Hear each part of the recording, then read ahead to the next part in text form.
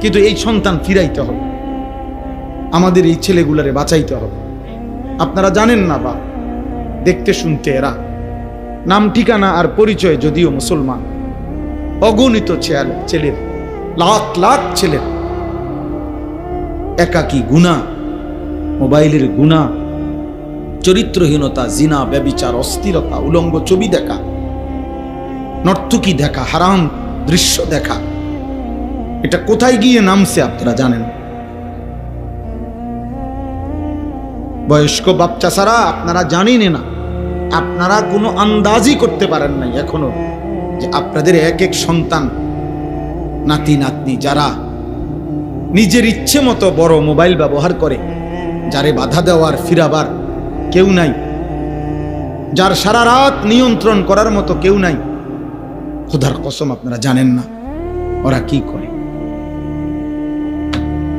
এই বলি, আমার সাথে ব্যক্তিগতভাবে শত শত যুবকের, কিশোরের আমার সাথে সম্পর্ক আছে। আমি ব্যক্তিগতভাবে এই মেহনত করি, আলাদা আমার প্ল্যাটফর্ম আছে, আমার কাজ আছে আলাদা, শুধু যারা কিশোর নৌজওয়ান নিয়ে কাজ করি। আমি জানি ক্লাস 9-এর ছেলের গুনাহ শুনলে, ক্লাস 9-এর ছেলের জিনা ব্যভিচারের কথা শুনলে পাগল হয়ে যাবে না, পাগল হয়ে যাবে। আমি শিক্ষের একান কি বলে,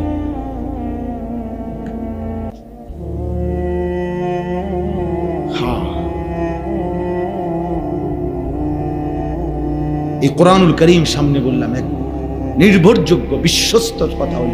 এই 15 দিন আগেও আমার একজন 7 বছরের বাচ্চা আপন বাবার বড় মোবাইল দিয়ে উলঙ্গ ছবি, রব্বে কাবার কসম, কোরআন শরীফ সামনে রেখে,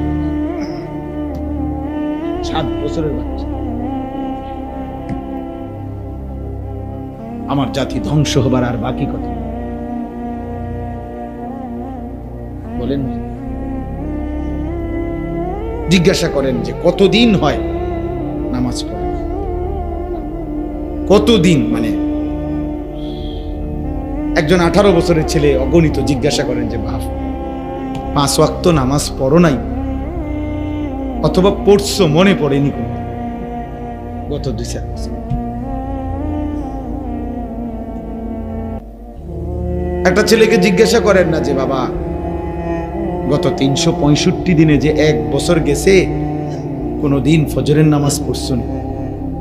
তুমি জানোনি ফজরের ওয়াক্ত হয় কয়টায়, সূর্য ওঠে কয়টায়?